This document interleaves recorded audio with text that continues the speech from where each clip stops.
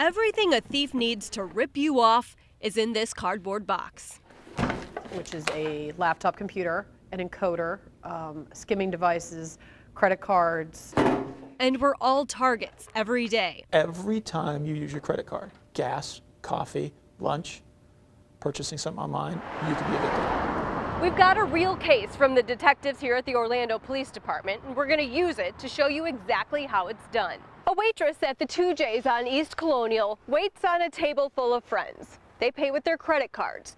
A few days later, each one notices charges on their account that they didn't make. They had compared them and figured out the only place that they had been together at the same time was at the 2J's. Detectives say the waitress stole the credit card information, and she used a handheld skimmer to do it. It's a small device. It's about the size maybe of my thumb. She would take it out from being concealed in her pocket or her apron, take your credit card, run it through it, put it back in her pocket. One swipe, and that skimmer stores credit card information. Went into the bathroom, ran it through the handheld skimmer, came back, processed your payment for the restaurant for your food, and then returned your card back to you. Then the waitress meets up with her guy. Let's call him the ringleader. She hands off the skimmer loaded with stolen credit card numbers. He then downloads the skimmer from her or whoever else he has working for her, gives the skimmer back so they can go back to work. That brings us back to that box. The crook now pulls out what's called an encoder. So I decided to become a credit card fraud guy.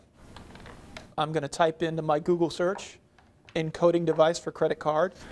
The encoder even comes with its own easy-to-use software. Stick that software in my computer, downloads the software, which is a Windows-based system. Now, with another swipe, the thief can feed the stolen credit card numbers onto blank cards that he bought online. Encoding doesn't take long as I have a card to put it on.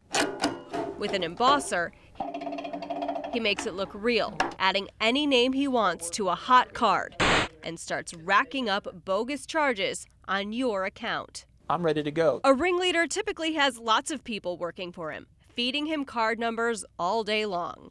They're traded like drugs, they're sold like drugs. Their whole basis, like drugs, is financial gain.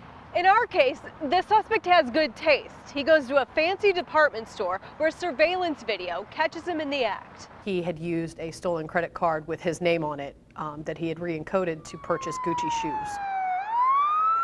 Police arrest him. They have no idea how long he's been in business, but they assume he bought a lot more than shoes. Fraud is so common, the detectives say most cases don't even end up on their desk. Maybe 10% turn into actual working cases to where we're looking for bad guys and trying to figure it out because it's so common.